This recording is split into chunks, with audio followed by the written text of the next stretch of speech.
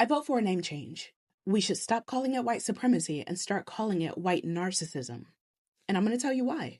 I was reading a book called Fear of Black Consciousness by Lewis Gordon, and something clicked so hard, y'all, I had to put the book down because I just needed a minute to process. Because a lot of what we describe as supremacy doesn't actually look like confidence or dominance. It looks like insecurity. It looks like fragility. It looks like people losing their minds the second they're not centered.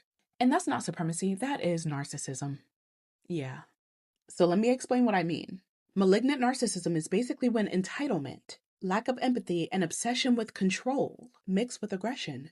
It's not just, I think I'm great. It's, I deserve to be centered, obeyed, deferred to. And if I'm not, somebody has to pay. So now let's look at the real world, right? Why does somebody lose it when a Black person talks about racism? Why does teaching accurate history feel like a personal attack? Why does someone crash a conversation about police violence and make it about their feelings? Why does equality feel like oppression? That's not the behavior of someone who's secure in power. That's the behavior of someone whose identity only works if everyone else stays small. Lewis Gordon talks about how whiteness gets treated as the default for being human.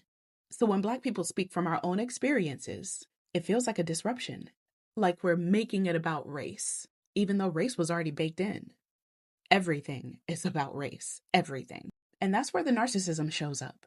Because narcissistic systems don't just want dominance, they want validation. They want to be admired, obeyed, and never questioned.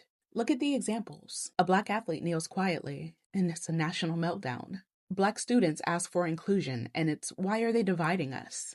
I say that ICE is actually modernized slave patrols. And I get white people in my comments who admittedly do not have Jewish ancestry saying, no, ICE is a Gestapo. Shut the That's not supremacy acting calm and assured. That's narcissism reacting to a loss of control. Malignant narcissism can't handle criticism.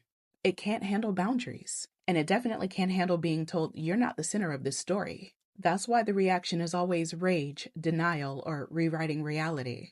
And Lewis Gordon points out something really important. When people insist that their behavior is just human nature, what they're really doing is universalizing themselves. Everyone is like me. Everyone thinks like me. So if you don't, you're the problem. That is textbook narcissism. And once you see it in that way, it just makes so much more sense, right? Why equality feels like theft. Why accountability feels like persecution.